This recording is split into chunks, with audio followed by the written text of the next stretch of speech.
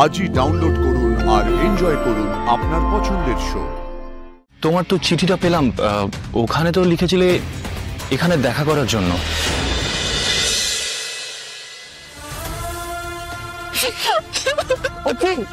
আমি বুঝতে পারছি কষ্ট হচ্ছে, এভাবে কাঁদিস না প্লিজ। দেখ দেখ তুই দেখ, তোকে তো অফিসে যেতেই হবে, তখন তুই কি করবি? কথা বলবি না আর্য স্যার? আরে বাবা, আজকে বিয়ের ব্যাপারে আর্য স্যারের সাথে কথা বলতো, আর আজকে এসব। টাকা এদিকে, টাকা টাকা, তুই আমার দিকে টাকা। তোরা আর্য স্যারের সম্পর্কের ভিতটা কি? বিশ্বাস, তাই তো? তুই তো নিজে সেগুলো বলিস। তোরা দুজন দুজনকে সবটুকু দিয়ে বিশ্বাস করিস, তাহলে ওই কিঙ্কর স্যার এসে যা কিছু বলবে তুই সেটা মেনে নিবি কেন? কিন্তু কিঙ্কর স্যারও আর্য স্যারের খুব খুব কাছের। কাছের বলেই তুই এত কাছের হয়ে যাচ্ছিস বলে স্যার সেটা পছন্দ নাই হতে পারে, তাই না? তো উনি কি আমাকে মিথ্যে কথা বলবেন নাকি? আমার তো তাও বিশ্বাস হচ্ছে না। তোর মন কি বলে অপু? তোর জন্য স্যারের এত বড় কোনো ক্ষতি হতে পারে? আমি জানি না, আমি কিচ্ছু জানি না, আমি কি করবো কিচ্ছু বুঝতে পারছি না। যে যাই বলো, তুই গিয়ে আগে আর্য স্যারের সাথে কথা বল, পরিষ্কার করে সব কথা বলে নে, তারপর বাকি সব। স্যারের সাথে কথা বলবো, এটা কিন্তু ঠিক বলেছিস, কিন্তু কিভাবে বলবো? একটা উপায় বের করতে হবে, বুঝলি?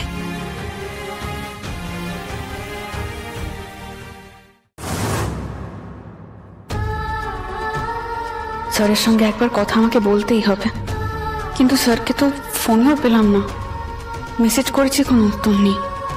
হতে পারে ফোনটাই স্যারের কাছে নেই, বাধ্য হয়ে তো আমাকে আসতে হলো। কিঙ্কর স্যারের মুখোমুখি হলেও মুশকিল। বাবা এসেছিল, কি যে কথা বললো স্যারের সাথে সেটাও তো জানতে হবে আমাকে। এইভাবে আমাদের দুজনের পথ তো আলাদা হয়ে যেতে পারে না। আমাকে শেষ চেষ্টা একবার করতেই হবে, জানতেই হবে সত্যিটা। কি আপনার ম্যাডাম? এটা না, তুমি এখানে? তোমার সাথে এখানে দেখা হতে খুব ভালো হয়েছে। আমার তো তোমাকে অফিসে দেখি মন ভালো হয়ে গেল। তুমি গিয়ে বসো, আমি স্পেশাল কফি নিয়ে আসছি তোমার জন্য। অফিসে আসিনি। হ্যাঁ না মানে আমি অফিসে এসেছি, কিন্তু আমি একটা ছোট্ট কাজে এসেছি। এই নাও, এটা কি? এই চিঠিটা তুমি আর্য স্যারকে দিয়ে দেবে, কেমন? তুমি এসেছো যখন তুমি নিজে গিয়ে দিয়ে আসো না, স্যার এখন কেবিনেই আছেন। আর তোমার বাবা তো এসেছিলেন একটু আগে। বাবা চলে গেছে? হ্যাঁ, এই কিছুক্ষণ হলো। না গো, আমাকেও যেতে হবে, আমার হাতে একদম সময় নেই। তুমি কিন্তু মনে করে এই লেটারটা আর্য স্যারকে দিয়ে দেবে, কেমন? আচ্ছা ঠিক আছে। তুমি আর লেট করো না, এখন গিয়ে দিয়ে দাও, ঠিক আছে? আমি আসছি, মনে করে দেবে কিন্তু আর্য স্যারকে। আমাদের অপুর সাথে নীলকে ভালো মানাবে, তাই না স্যার? স্যার আসবো? বলো স্যার, অপর্ণা ম্যাডাম এসেছিলেন, এই লেটারটা আপনাকে দিতে বললেন। অপর্ণা এসেছিল? হ্যাঁ স্যার। কোথায়? চলে গেছে, বললো এক্ষুনি বেরোতে হবে, তাই।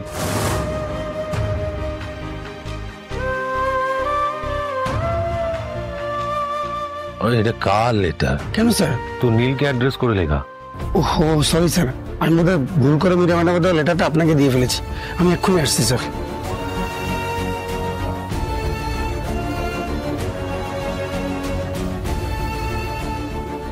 অপর্ণা এলো আর চলেও গেল। যতই তারা থাক, একবার আমার সঙ্গে দেখা করেও গেল না।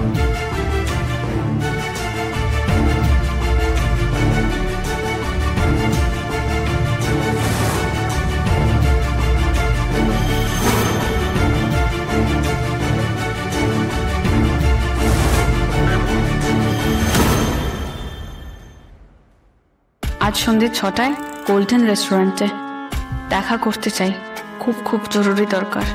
অপেক্ষা করব, অপর্ণা। আমিও চাই তোমার সঙ্গে একবার আলাদা করে দেখা হোক, সব কথা বলে দিতে চাই তোমাকে। এরকম একটা দিনের অপেক্ষায় আমিও ছিলাম, অপর্ণা। নীল? হ্যাঁ স্যার। তোমার সাথে জরুরি একটা কাজ আছে। হ্যাঁ বলুন না স্যার। একটু আসতে হবে, আর্জেন্ট। চলুন স্যার।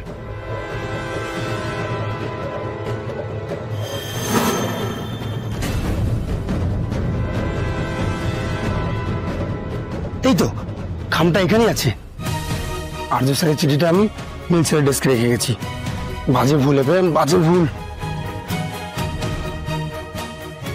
এবার আমি মীরা ম্যাডামের চিঠিটা জায়গা মতো রেখে অপর্ণা ম্যাডামের চিঠিটা জায়গা মতো পৌঁছে দিই।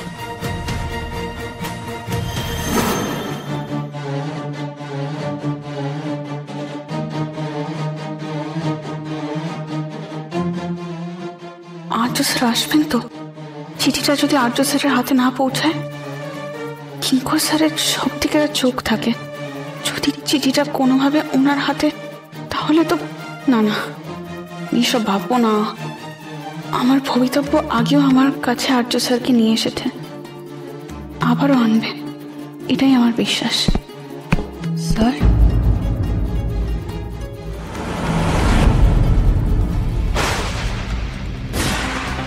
কি হলো? তুমি এখানে কি করছো? কি করছি মানে?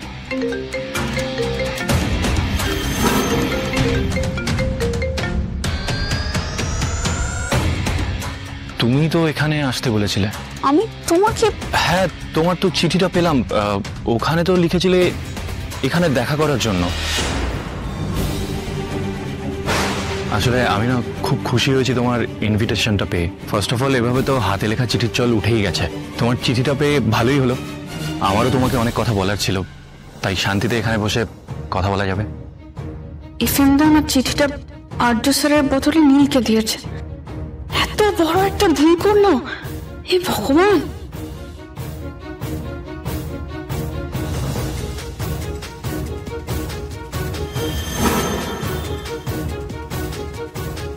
অপর্ণা, লোকে বলে যে বড় হলে নাকি সত্যিকারের বন্ধুত্ব হয় না, আর অফিসে তো সবাই either enemy or non enemy.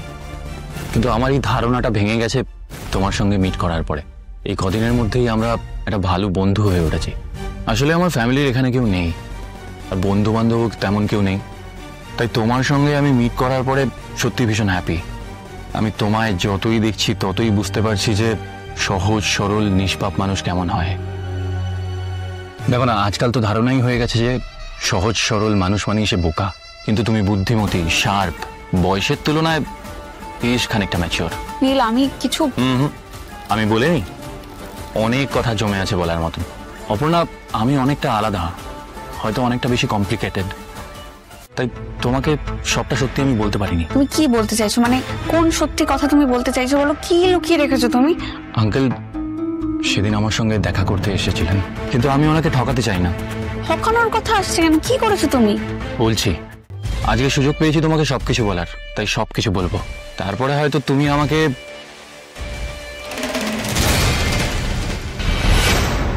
Aparna,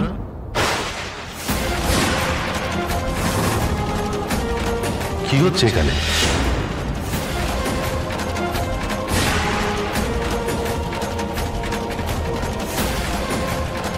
sir, তুমি কি নীলকে নিয়ে কিছু বলবে বলে আমাকে এখানে ডেকেছো?